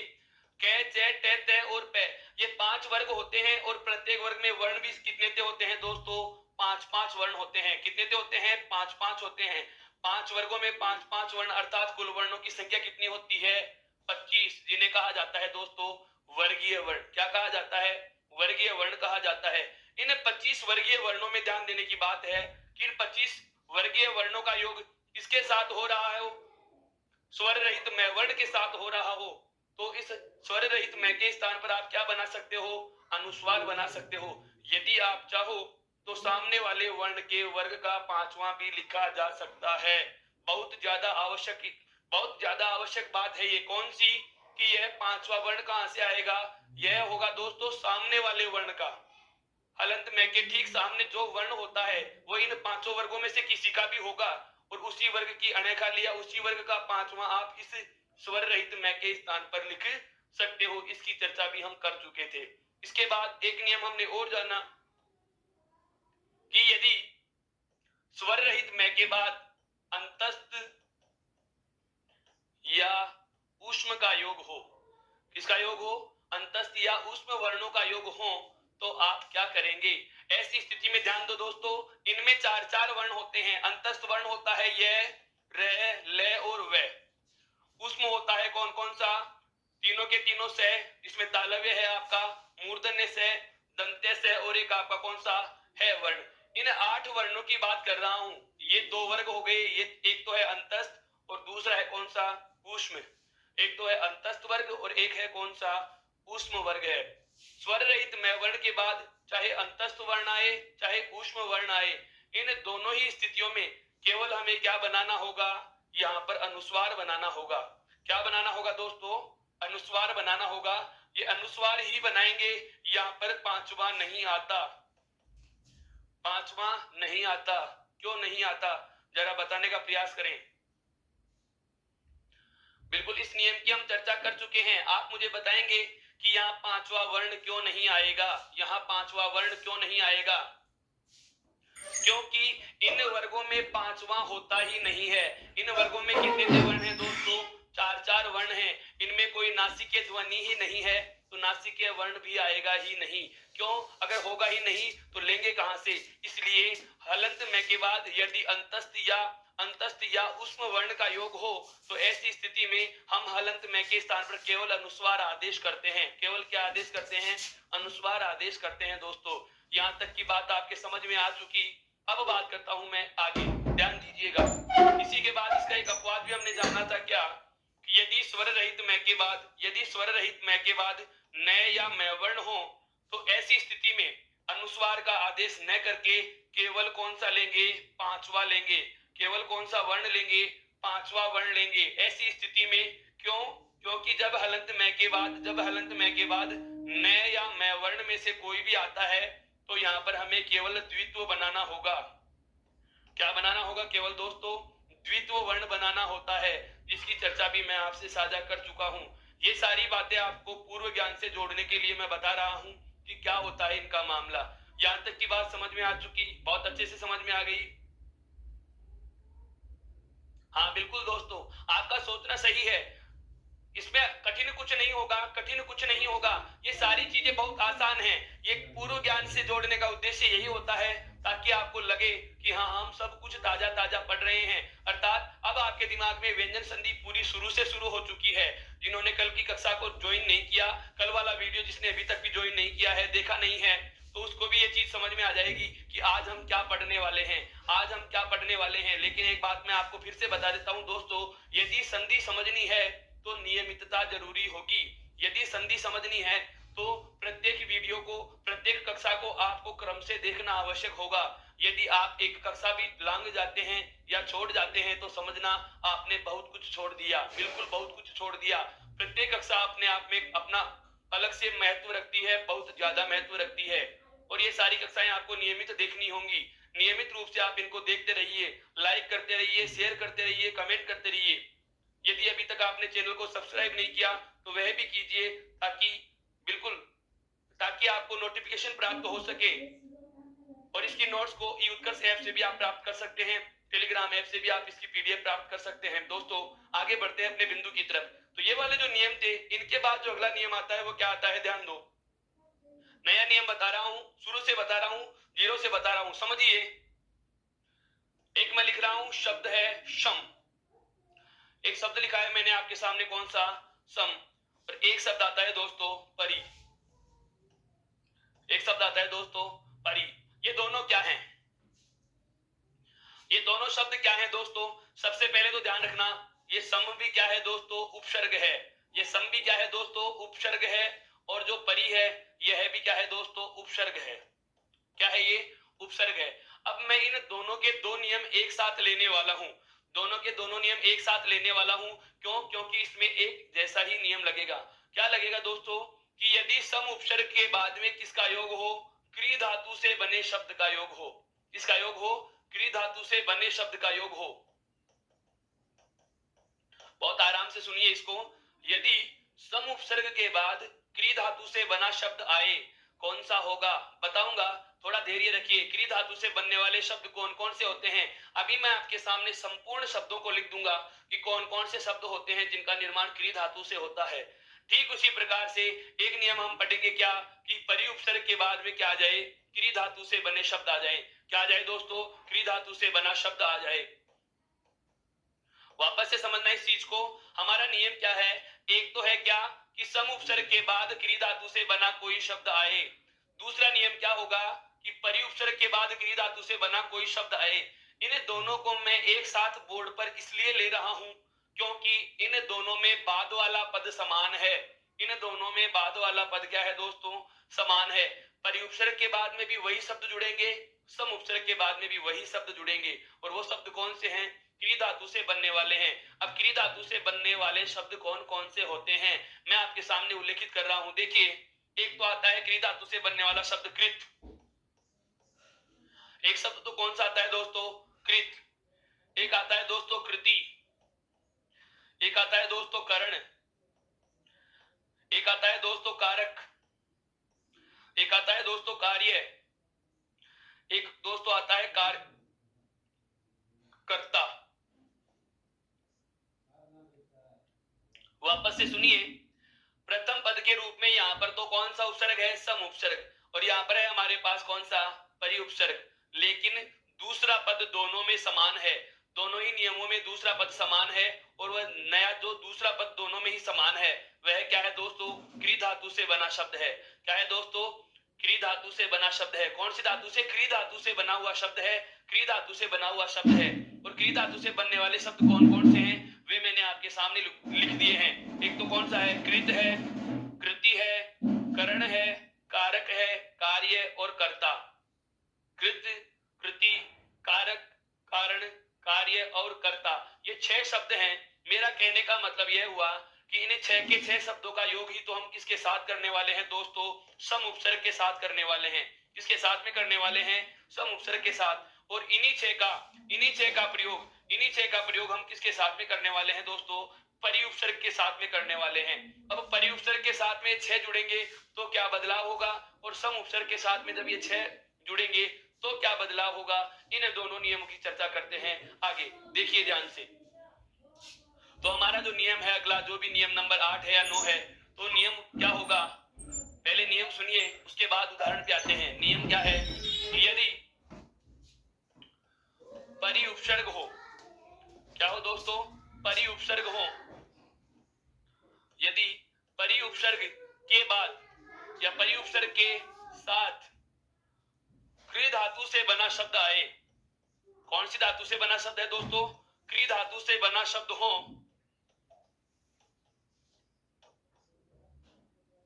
क्री धातु से बने शब्दों का योग हो, क्री धातु से बने शब्दों का योग हो,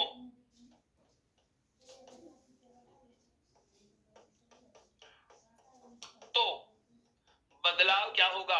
वह बात बहुत आराम से समझनी है। इस चीज को, इस पूरी परिभाषा को मैं एक शॉर्ट प्रारूप में लिख रहा हूं। अब तक मैंने क्या लिखा है? परि उपसर्ग के बाद, परि उपसर्ग के बाद ध्यान देना, परि उपसर्ग के साथ योग किसका करना है मुझे? क्री धातु से बने शब्दों का। किसका योग करना है दोस्तों? क्री धातु से बने शब्दों का। नियम क्या कह रहा है? परि उपसर्ग के बाद, परि उपसर्ग के बाद क्री धातु से बने शब्दों का योग हो, बने शब्दों का योग हो, अर्थात मैं यहां लिख दूंगा क्या? क्री धातु से बना शब्द। क्या होगा दोस्तों? क्री धातु से बना शब्द हो। तो ऐसी स्थिति में बदलाव क्या होते हैं? अब आती हूं मैं, बिल्कुल बिल्कुल, अब मैं उसी बात पर आप सभी को लेके जा रहा हूं। कौन सी बात पर? जो मैंने आपसे आरंभ से चर्चा की थी। क्या? संधि में हम 4 प्रकार की शब्दावली पढ़ते हैं दोस्तों। एक शब्दावली आपके सामने आती है कौन सी? आदेश। और एक शब्दावली आती है दोस्तों कौन सी? आगम। एक शब्दावली कौन सी आती है? आगम। आदेश का मतलब आप बहुत भलीभांति जानते हैं। आदेश का मतलब होता है किसी वर्ण को बदलकर उसके स्थान पर दूसरा वर्ण लिख देना। यदि हम किसी वर्ण को बदलते हैं और उसके स्थान पर दूसरा वर्ण लिख देते हैं, जैसे अभी ठीक पहले वाले नियमों में हमने किया, जैसे अभी ठीक पहले वाले नियमों में हमने क्या किया कि यदि मैं के बाद कोई भी वर्गीय या स्पर्शी वर्ण आए तो मैं के स्थान पर अनुस्वार लिखेंगे। अर्थात आपने मैं को बदलकर क्या लिख दिया? मैं को बदलकर क्या लिख दिया दोस्तों? अनुस्वार लिख दिया। तो वर्ण को बदलकर लिखना, वर्ण को बदलकर लिख देना क्या कहलाता है? आदेश कहलाता है। क्या कहलाता है दोस्तों? आदेश कहलाता है, आदेश कहलाता है। अब बात आती है आगम की। आगम किसे कहा जाता है? जब हमारे पास 2 पद हैं, प्रथम पद का अंतिम वर्ण भी है और दूसरे पद का पहला वर्ण भी है। इन दोनों पदों में यदि किसी प्रकार का बदलाव करते हो तो वह तो कहलाएगा आदेश। क्या कहलाएगा दोस्तों? आदेश। और यदि इन दोनों वर्णों के अलावा आप कोई नया वर्ण लिख रहे हो, सुनना बहुत गौर से, जो हमारे पास संधि पद होते हैं, संधि वर्ण होते हैं, योग के जिनके ठीक दोनों तरफ जो 2 वर्ण होते हैं, यदि आप उन्हीं में से किसी वर्ण को बदलकर या उन दोनों को बदलकर कोई दूसरा वर्ण लिखो तो उसे कहा जाएगा दोस्तों आदेश। क्या कहा जाएगा? आदेश। लेकिन यदि इन्हीं दोनों के अलावा इनके मध्य अन्य कोई वर्ण लूं, अर्थात नया वर्ण लिख रहा हूं मैं, कोई नया वर्ण लिखूंगा, नया वर्ण लिखना जो होता है उसे क्या कहलाता है, उसे क्या कहा जाता है दोस्तों, आगम कहा जाता है। क्या कहा जाता है दोस्तों, आगम कहा जाता है। मेरी बात आप वापस से समझिए। आदेश का मतलब होता है वर्ण को बदलकर उसके स्थान पर दूसरा लिख देना। वर्ण को बदलकर उसी के स्थान पर दूसरा लिख देना क्या कहलाता है दोस्तों, बिल्कुल क्या कहलाता है दोस्तों, आदेश कहलाता है। आगम कहलाता है, किसे कहते हैं आगम, आगम होगा जब हम अपनी तरफ से कोई नया वर्ण जोड़ेंगे। जब हम अपनी तरफ से कोई नया वर्ण जोड़ेंगे तो उसे क्या कहा जाएगा दोस्तों, आगम कहा जाएगा। देखो कैसे, हमारा जो नियम है, नियम क्या है, परि उपसर्ग है और उसके बाद में क्री धातु से बना कोई शब्द है, क्री धातु का शब्द है, क्री धातु का शब्द। अभी यदि परि उपसर्ग के बाद में क्री धातु से बना कोई शब्द हो तो इन दोनों के मध्य, इन दोनों के मध्य दोस्तों एक बहुत गजब की चीज लिखने वाला हूं, समझना ध्यान से।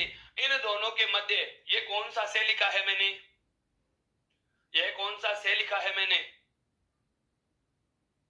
ध्यान दे जरा, बिल्कुल ये कौन सा से है दोस्तों, मूर्धन्य। कौन सा से है ये, मूर्धन्य से है।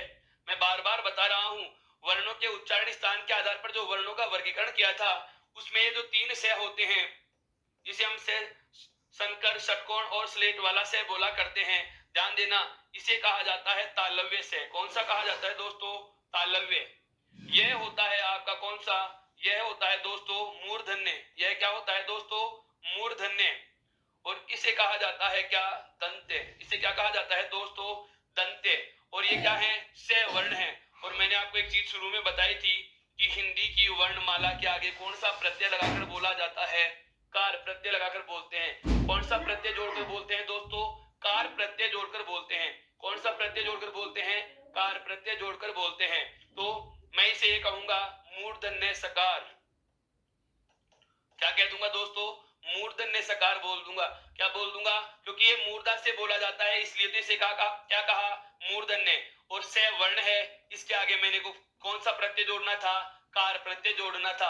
अर्थात से वर्ण के आगे मैंने कार प्रत्यय जोड़कर क्या बोल दिया, इसको सकार बोल दिया। क्या बोल दिया दोस्तों, सकार बोल दिया। वापस से सुनना एक एक बात को। अब पूरा नियम मैं परिभाषा के शब्दों में बांध रहा हूं। अब मैं पूरे नियम को परिभाषा के शब्दों में बांध रहा हूं। परिभाषा के शब्दों में मैं क्या कहूंगा इसको, कि यदि परि उपसर्ग के बाद, यदि परि उपसर्ग के बाद क्री धातु से बना कोई भी शब्द योग करता है, यदि परि उपसर्ग के बाद क्री धातु से बना कोई भी शब्द योग करता है तो इन दोनों के मध्य, तो इन दोनों के मध्य मूर्धन्य सकार का आगम हो जाता है। मूर्धन्य सकार का दोस्तों क्या करना है, आगम करना है। आगम का मतलब समझ में आया, अपनी तरफ से जोड़ देना है। हमारे जो दो पद होते हैं दोनों में ही कहीं मूर्धन्य सकार नहीं होगा, लेकिन जैसे ही आप शब्द जोड़ोगे तो उनके बीच में हमें मूर्धन्य सकार अर्थात षटकोण वाला से लिखना ही होगा। अब आते हैं उदाहरण पे। क्री धातु से बनने वाले शब्द कौन कौन से थे दोस्तों, मैं यहां लिख रहा हूं, एक बार वापस से लिख देता हूं। देखो, एक तो आता है कौन सा, कारक। एक क्या आता है, कृति। एक क्या आता है दोस्तों, कृत। एक क्या आता है, करण। एक आता है क्या दोस्तों, कार्य। और एक क्या आता है आपका, कर्ता। ये 6 शब्द हैं मोस्टली। इन 6 के 6 शब्दों को हमें किसके साथ जोड़ना है, परी के साथ जोड़ना है। तो इनके दान देना कैसे, एक तरफ तो परी रहेगा, एक तरफ इन 6 में से कोई भी शब्द होगा और बीच में क्या जोड़ना है, मूर्धन्य सकार। तो शब्द देखो कैसे बनेगा। सबसे पहले मैं लूंगा परी, परी और कारक को। तो देखो परी और षटकोण वाला से जोड़ के क्या लिख दूंगा मैं, कारक। अर्थात शब्द क्या बना दोस्तों, परिष्कारक। शब्द क्या बन गया है मेरा, परिष्कारक। आपको पूछा जा सकता है दिए गए शब्द का संधि विच्छेद कौन सा होगा, दिए गए शब्द का सही संधि विच्छेद क्या होगा। तो ध्यान दे लेना मेरे मित्रों, यहाँ पर क्या होता है इसका विच्छेद, परियोग कारक। क्या होगा, परियोग कारक। अर्थात परि उपसर्ग के बाद के या क्री धातु से बना शब्द आ रहा है, परि उपसर्ग के बाद क्री धातु से बना शब्द आए तो हमें पता है इन दोनों के मध्य मूर्धन्य सकार का मित्रों हमें क्या करना होता है, आगम करना पड़ता है। क्या करना पड़ता है दोस्तों, आगम करना पड़ता है। अर्थात परि और कारक के मध्य, परि और कारक के मध्य हमें मूर्धन्य सकार और लिखना होगा। तो नया शब्द क्या बन जाएगा, नया शब्द क्या बन जाएगा, देखो परि और उसके बाद, परि और उसके बाद हमें क्या लेना है, वही आगम वाला वर्ण। और उसके आगे हमें क्या लिख देना होगा दोस्तों, कारक लिख देना होगा। क्या लिख देना होगा, कारक लिख देना होगा। यह बात आपको बहुत अच्छे से समझ में आ गई होगी। क्या, कि परि उपसर्ग के बाद क्री धातु से बना कोई शब्द आए, कि परि उपसर्ग के बाद क्री धातु से बना कोई भी शब्द आए तो इन दोनों के मध्य मूर्धन्य सकार का आगम कर दिया जाता है। बहुत बहुत आराम से समझ में आनी चाहिए ये बातें। बिल्कुल इस प्रकार का शब्द देकर के आपको संधि विच्छेद भी पूछ सकता है और संधि का नाम भी पूछ सकता है।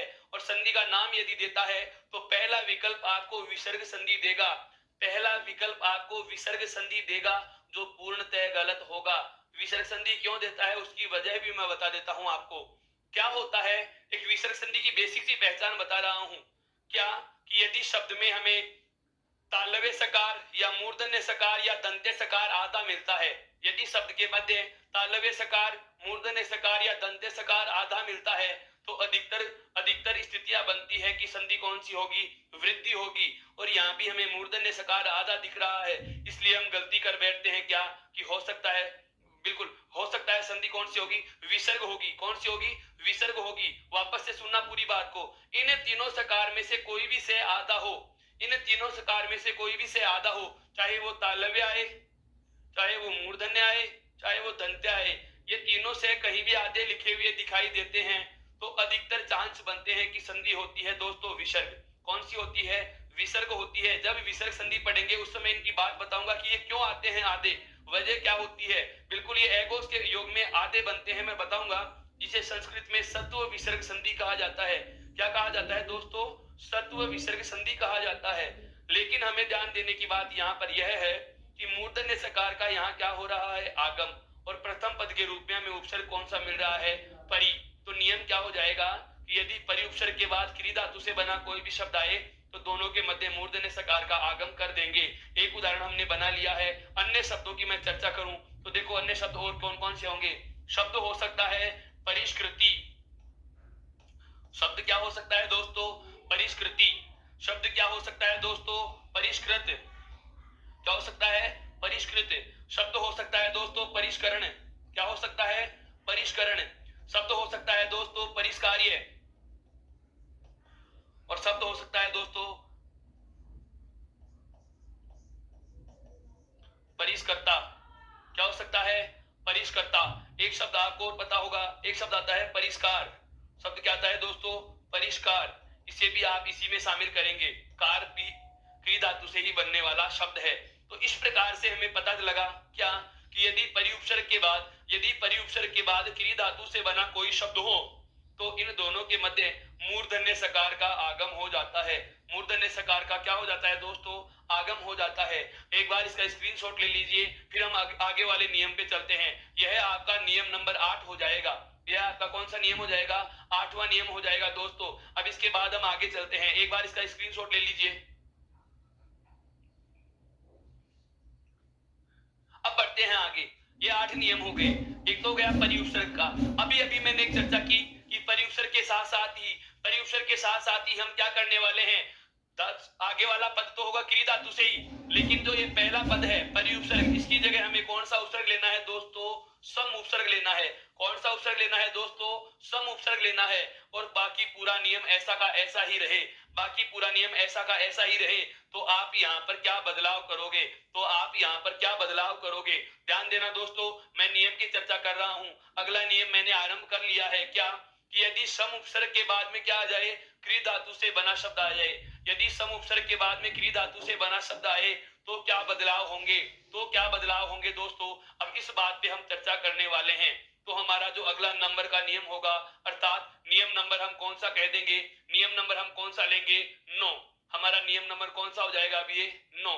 नियम क्या है कि यदि सम उपसर्ग के बाद क्री धातु से बना शब्द हो, यदि सम उपसर्ग के बाद क्री धातु से बना शब्द हो, बहुत आराम से समझिए इसको, वही शब्द है सारे के सारे, 6-7 जो शब्द हैं वही हैं। तो यदि सम उपसर्ग के बाद क्री धातु से बना शब्द आए, यदि सम उपसर्ग के बाद क्री धातु से बना कोई शब्द आए तो आप क्या बदलाव करोगे, तो आप क्या बदलाव करोगे, इस बात पर हम चर्चा करने वाले हैं। देखिए दोस्तों, यदि यदि सम उपसर्ग के बाद क्री धातु से बना शब्द आए तो यहाँ पर दो प्रकार की स्थितियां आ गई। एक तो क्या आ गया, इस शब्द को मैं पूरा अलग करके लिखूं तो मैं ऐसे तो लिखूंगा सहयोग में। ये मैंने क्यों किया, ये मैंने क्यों किया, इसकी वजह क्या है, इसकी वजह यह है कि मुझे प्रथम पद का अंतिम वर्ण अलग चाहिए था, लिख लिया मैंने बाहर। और इधर इन 6 में से कोई सा भी वर्ण ले लो, कोई सा भी शब्द ले लो, चाहे आप कारक ले लीजिए, चाहे कृति ले लीजिए, चाहे कृत ले लीजिए, चाहे करण लीजिए, चाहे कार्य लीजिए, चाहे कर्ता लीजिए और चाहे कार लीजिए।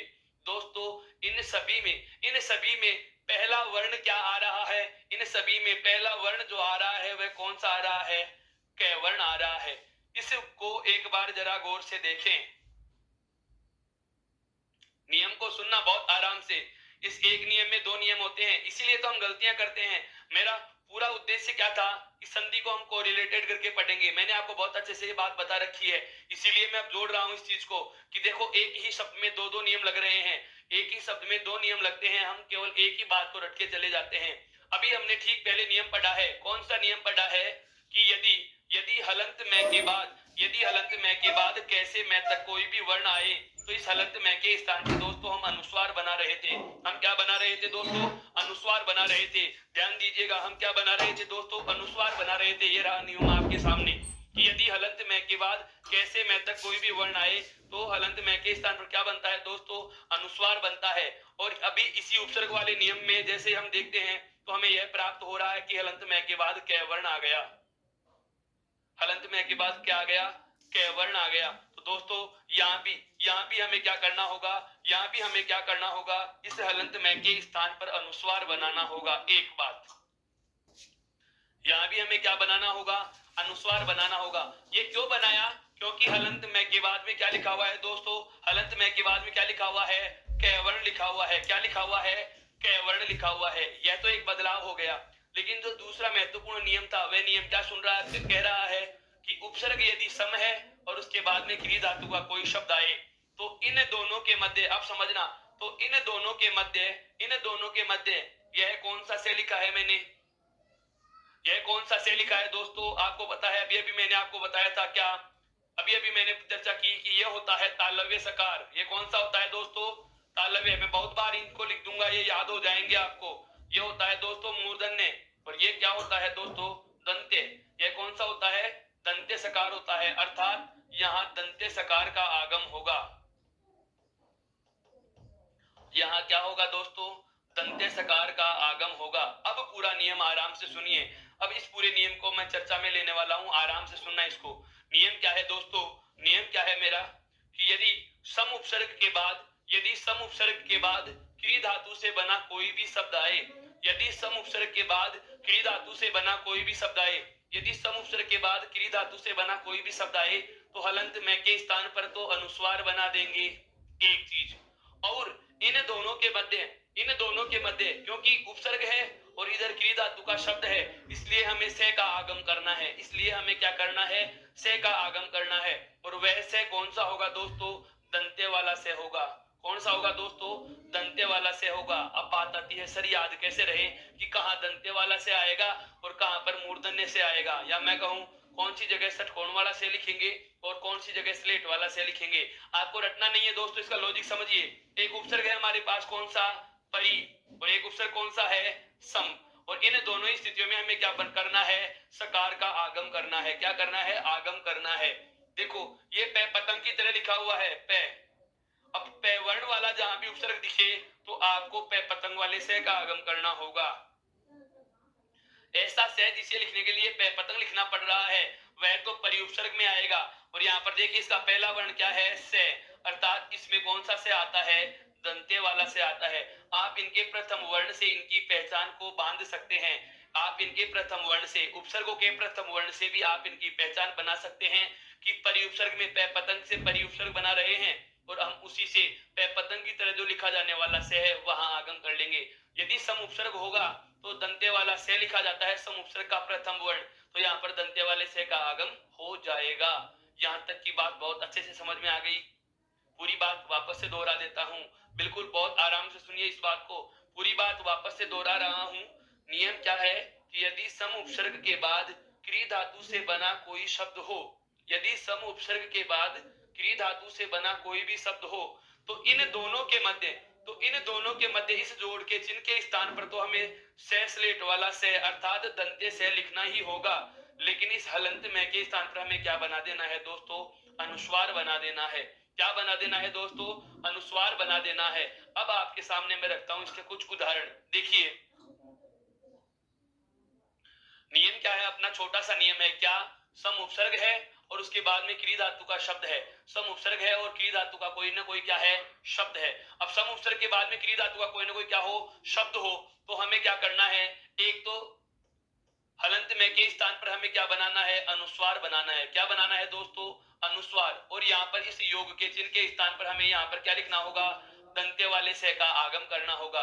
और इधर क्या आ जाएगा, क्रिया धातु का शब्द, क्रिया धातु का कोई भी जो शब्द होगा उसे हम लिख देंगे।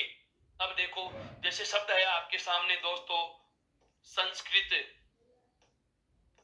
शब्द क्या आ गया दोस्तों, संस्कृत आ गया। सबसे पहली बात, अनुस्वार किसका बना, मैं का। विच्छेद करते समय वापस से अनुस्वार को किस में बदलेंगे, मैं में बदल देंगे।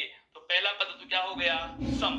पहला पद तो क्या हो गया, सम। अब हमें यह भी पता है कि सम उपसर्ग के बाद क्रिया धातु का कोई भी योग होता है तो दंते वाले से का क्या करने हैं, आगम कर रहे हैं। अर्थात ये स्लेट वाला जो से दिख रहा है यह तो आगम है, अर्थात यह मूल शब्द में नहीं है।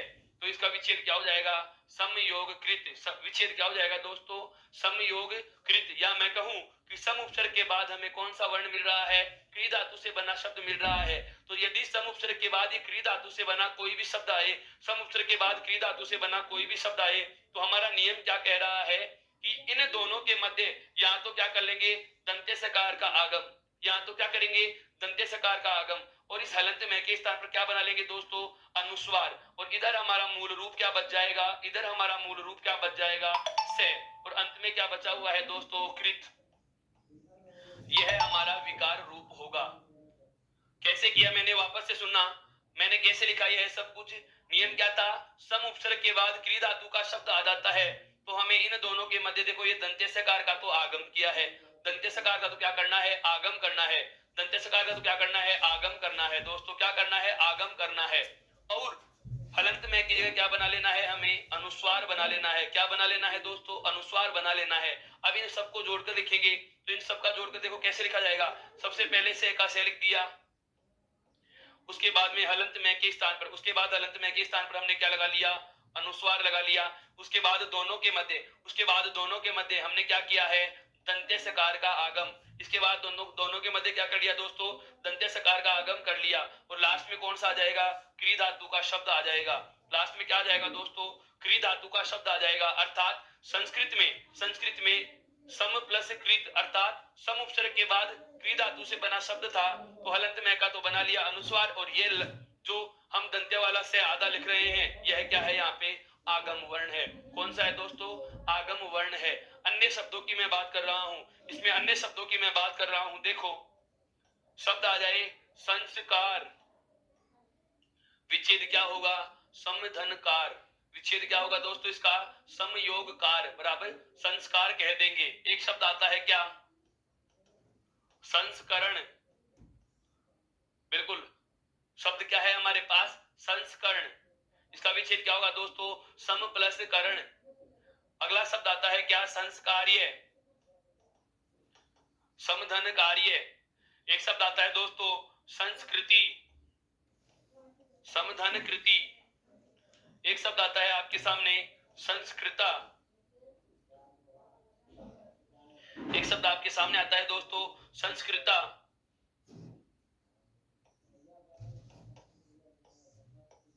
बिल्कुल एक शब्द आता है क्या, संस्कारक। इनमें सब में कोई नया कुछ नहीं है, इन सभी में पहला पद तो क्या होगा दोस्तों, सम। पहला पद तो क्या होगा, सम उपसर्ग होगा। और बाद में क्या होगा, जो क्रिया धातु से बना है शब्द वह होगा। अर्थात इनका विच्छेद करने का सबसे आसान तरीका जो मैं आपके सामने अब रखने वाला हूं वह क्या है, ध्यान से सुनना। यदि आपको इस प्रकार का कोई भी शब्द दे दिया जाए और विच्छेद पूछे तो हमें ये चीज तो पता है कि अनुस्वार किसका बनता है, हलंत में का बनता है। अनुस्वार किसका बनता है दोस्तों, हलंत में का बनता है। तो हलंत में को, अनुस्वार को तो वापस से स्वर रहित में बना दीजिएगा। और जो हम आगम कर रहे हैं कौन सा, ये दंते वाला से, इसके स्थान पर हमें योग का चिन्ह लगा देना है। पहला पद पहले लिख दो और बाद वाला पद बाद में लिख दीजिए। जैसे ये शब्द हैं, जैसे संस्कृति शब्द का मुझे विच्छेद, बिल्कुल संस्कृति शब्द का मुझे विच्छेद चाहिए तो कैसे लिखूंगा, देखो से का तो से लिख दिया और अनुस्वार का क्या बना लिया, मैं। योग का चिन्ह लगाओ और इस से के बिल्कुल इस से को योग के चिन्ह में बदल दिया और बाद वाला पद कृति का कृति अर्थात सम प्लस कृति, सम उपसर्ग के बाद में क्रिया धातु का शब्द आ गया तो शब्द क्या बना दिया, संस्कृति बना दिया। यह था हमारा कौन सा नियम दोस्तों, नियम नंबर 9। यह कौन सा था हमारा दोस्तों, नियम नंबर 9। आप इसकी भी स्क्रीनशॉट ले सकते हैं।